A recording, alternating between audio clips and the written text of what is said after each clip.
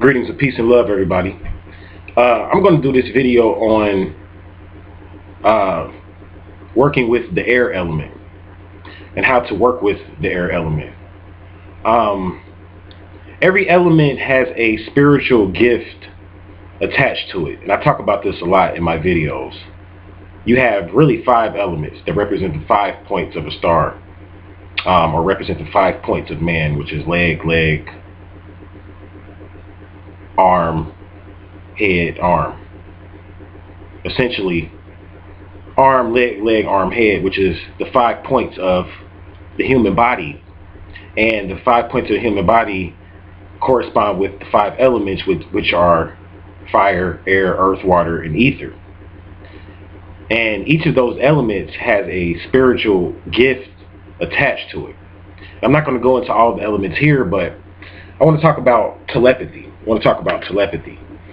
Telepathy is attached to the air element. It's attached to the air element. For those people that don't know what a telepathy is basically essentially a way of communicating with people without speaking, without verbalizing or physically actualizing your intentions. So essentially you're communicating with this person through the vibratory energies coming from your mind. This is how you're communicating with this person. You're using essentially electric energy and etheric energy and magnetism. And you're using etheric energy to transfer thought from one mind to the next.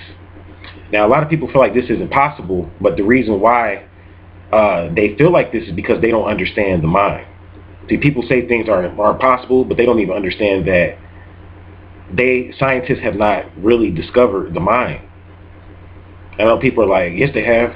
No, they haven't, because they don't know where it is. Scientists have not studied the origin of thought because they don't know where it is. So therefore, they haven't discovered it. They don't know where it originates from. And thoughts in the mind originates on the 4th dimension. And this is the reason why scientists have not found it yet, because it's not physical and it's not tangible. And I bring this up because the only way to really travel and to get information from the 4th dimension and to exchange information is to understand ether. You have to understand ether. And scientists don't understand ether, so therefore they don't understand telecommunication and the minds communicating. When the minds communicate, this is done not through the brain, but through the mind. And the brain picks up on the communication, but it's done essentially through the realm of the mind. You see, your minds are connected, just like 2 computers can be networked and connected. Well, all the minds of different people are connected, especially the minds of people in the same soul group. If you're in the same soul group with someone, you're automatically connected with that person. There's a visible cord that connects you with that person, whether you know them or not. And this is why when people make decisions, they don't realize that when they make decisions for a whole. They make decisions for a group of people.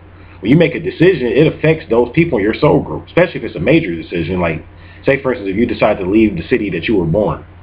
That affects the people in your soul group. And I'm not saying don't do it. You got to do you. But I'm saying at the end of the day, this is showing you how how future realities can be shifted and shaped based upon the decisions that we make now. And if one person makes a decision, it's a ripple effect in the matrix, and it can affect all those people that are tied into that person's soul group or that person's way of perceiving reality, or that person's cipher. It can affect that person's cipher. So when you start talking about telepathy, it's essentially you have to learn that thoughts are vibration. Thoughts are essentially just vibrations. And if you want to pass on your thoughts to one, you pass on your vibrations to one. And you do this through telepathy. There's different ways to practice telepathy. One way to do it is you can wish in your mind. You can wish a thing was away. Like you could wish that a person could hear you telepathically. And then you constantly wish that, and then after that, you begin to wish the things that you want them to hear. So say, for instance, you want this person, you can't speak to a person because they're in prison, and you want to communicate something to them telepathically. You can wish thoughts onto a person. So you could wish that you could speak with this person first, and then you could wish that this person would find a way to contact you, or you could contact this person, or you could wish that this person would pick up the phone and call home or whatever, basically to contact you, or basically you could wish that this person could feel how you were feeling at this time or whatever, and experience the fact that you may be in some type of trouble or something like that. You could use your wishes to communicate telepathically and wish thoughts on people, believe it or not. This is why genies always ask you, you get 3 wishes when you deal with a genie. And they're like, well, I'll give you 3 wishes. Well, a genie really is going into the jinn. And when you wish a thing, there are beings that are over that. So when you say, I wish, see, the wish is a magical word. And when you wish something, magic starts to play out. And whatever you wish for, you can bring that into your reality if you wish it and believe enough in it. And it's no different with telepathy. You could wish your thoughts on people.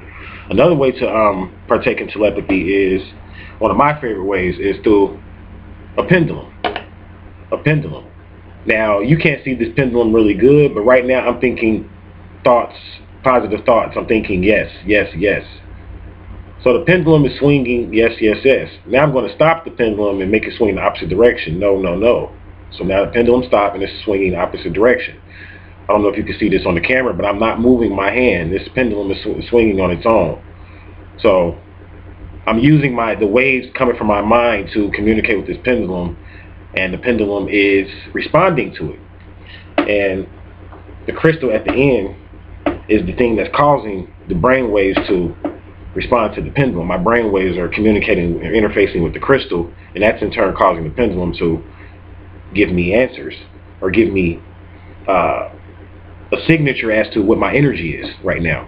So, like I said, first the pendulum was moving in a direction that was saying that my energy was positive or clockwise, which means yes. And then after that, I caused the pendulum to stop with my mind, and then it started to move counterclockwise in a no position. Counterclockwise means no, or, you know, the energy is not good for that particular thing that you're inquiring about when you use the pendulum. So this video is really not about the pendulum in general, but it's about how to use telepathy and how to build on your telepathy and work with the air element. Now I'm going to do a video that talks more about pendulums and stuff like that, but this video was not about that. It's about how to work with the air element. Now a lot of your air beings, like your Geminis, your Libras, and your Aquariuses, these are your air beings. And these beings are really good at working with, this is their gift. This is your spiritual gift if you fall in one of those signs, according to 13 signs astrology, of course. If you fall into Gemini, if you fall into Aquarius, if you fall into Libra, you have mastered working with, or you can master, excuse me, working with the air element, because these particular signs are ruled by the air. So you want to start working with pendulums and using, if you want to learn telepathy and things like that, you can tap into the air element and begin to wish things, begin to think things constantly over and over again, and you'll see them manifest. Begin to think about a person hard. If you think about a person hard enough, you'll attract that person to you. These are all forms of telepathy. Telepathy was a gift that was given to humans by their makers, which was a group of extraterrestrials or whatever. And these ETs, like, telepathy is one of the ways of communication, one of the universal ways that ETs communicate with each other on the universe, like throughout the universe. And there's a universal language. A lot of people don't know this, but there's a universal language, and I was talking about this in my crop circles video too. There's a universal language that aliens speak, or language of the universe. Now, aliens have their own tribal tongues, just like, you know, like in Africa, you might have a tribal tongue, but then you might have a group of Africans that speak French. That's kind of like the universal language. But then you have the tribal language. Well, it's the same thing with aliens. The aliens have a universal language that all aliens speak on the 4th dimension, and then you have basically what's like a tribal language that, you know, different races of aliens speak amongst each other. And when they communicate in telepathy and with telepathy, they're using that universal alien language to communicate with each other, because that's the way the aliens communicate, through telepathy. Now, if you're not initiated and a part of the Galactic Order and Federation of Light, then you are basically quarantined from telepathy. You won't be able to communicate with aliens on a telepathic level. So that's why, like, a lot of humans can't use telepathy right now, because we've been quarantined. And I want to point that out too. A lot of humans are not able to tap into telepathy because we naturally had that ability at one point, but we've been quarantined right now. So basically what the quarantine is, I did a video on it, but within the quarantine, that blocks us off from using certain gifts that would allow us to go outside of the 3rd dimensional reality and experience and interface with higher intelligences. We're not able to do that because we have been quarantined, but the quarantine will be lifted at the end of this year. And that's why I'm doing this video, because it will benefit you, and it will be important that you learn how to communicate telepathically. You need to learn how to communicate telepathically, because a lot of beings, this is how they communicate. And if you want to interface with these beings, you want to know what to do next and what these beings are saying to you, or even if you're up under a potential threat or attack from certain beings, I would definitely advise you to get up on getting into your telepathy and getting to your telepathic skills. Like I said, telepathy works through energy and through vibration. So you learn how to just send out energy signals to people. You're just essentially sending a signal to a person when you communicate with them on a telepathic level. ETs do this all the time, but again, the only ETs that are allowed to do it is those ETs that are initiated into the Galactic Federation, and they can only communicate with beings that decided that they want to be initiated into the telepathic communicational aspect of the Galactic Federation. If beings don't sign up to be a part of that telepathic brotherhood, if you call it, or sisterhood, if they don't sign up for that, to be a part of that telepathic communication process, essentially they can't be communicated with. And they're basically isolated from the Galactic Federation. And this is what happened to Meldeck, or Vulcan, the planet called Vulcan. And I'm not going to go into that here, but needless to say, this particular planet was destroyed because they were not a part of the Galactic Federation, and they weren't allowed to communicate with beings outside of that planet. Because on Meldeck, they ran a controlled environment. They didn't allow them to communicate with beings outside of that planet during that time, or on Vulcan. So when the crash on Vulcan happened, it happened because of the fact that they were blocked off from telepathy and being able to communicate with beings from outside of their planet. So that's basically like how the beings communicate. They use telepathy. They do have to have permission to communicate. Well, the higher beings have to have permission to communicate with you telepathically. Now, the Satanists and the Luciferians, they'll communicate. They'll send signals at you and thoughts at you, regardless to how you feel about it, and regardless to your free will. They don't give a damn about your free will. The Satanists don't. They don't care. They're going to send thoughts anyway. They infringe upon the rights of free will all the time. So they've been sending thoughts at people for a long time, and this is why you have people saying, the devil told me to do it, and I killed my family, and I just heard this voice in my head, this demon told me to kill somebody. And people don't realize, because scientists haven't taught them, that your thoughts aren't yours. Your thoughts didn't originate with you. And that's why in meditation, we help you to go past the thought. You have to go past the level of thought to really tap into your being, because your thoughts didn't originate with you. Somebody could easily be sending thoughts at you, because thoughts are vibrations, and thoughts have different angles too. Some thoughts have 90-degree angles, some thoughts have 180-degree angles. There's different type of thoughts that have different angles, and the angles, when you send them out, depending on the metaphysical properties of that angle, like say for instance a right angle or a 90-degree angle means one thing metaphysically, but then a 120-degree angle means another thing. So when you send out certain thoughts, they resonate based on angles and based on different type of angles. And these angles, when you send them at a person, they'll affect that person based upon the type of thoughts that you are sending. And the type of thoughts that you're sending is based upon the patterns and the shapes and how they look and the angles. And this is getting into a lot of sacred geometry, and I'm going to do a video on that, so I'm not going to talk about a lot of that here. But I'm explaining to you how telepathy works and exactly how it's done. We do have, like when we think, we do send out energy. Like when we experience thoughts and we think about a person, that's energy. You send it out a frequency. This is how you create with your mind, is by thinking about something over and over again. It's the same thing with telepathy. You want to communicate with someone, you have to constantly put energy into them to think about them. So I hope that helped. That's basically my little brief spill on telepathy. Like I said, if you want to tap more into it, there's a lot of information out there on it. I do want to point this out here too. Like a lot of technology is based on telepathy. The internet, telephones, cable networks, anything that's dealing with like a grid, like dealing with the air, especially like the internet and telephones, that whole system is dealing with telepathy.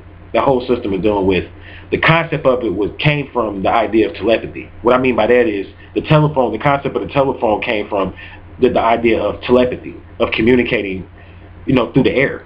And the telephone, the communications take place in the air via satellite.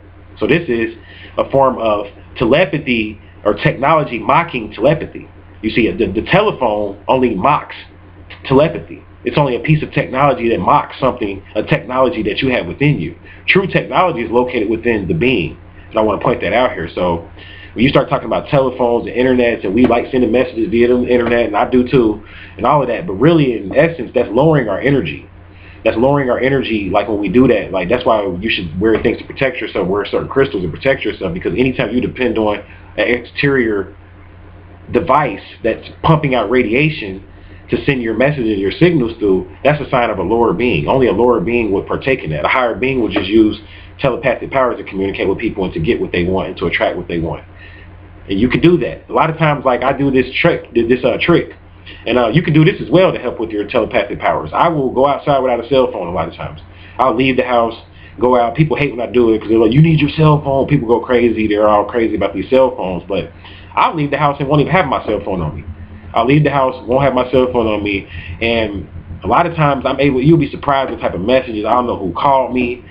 I don't know who's looking for me, everything. Like when I get back to my phone, I'll look and see I had all these different missed calls, and I'll know, you know what I'm saying, because this is me getting in tune with my inner technology, So that's my brief spill on telepathy. Just want to go ahead and throw that in there. For more enlightening information, I ask that you visit my website. It's 13signsastrology.com.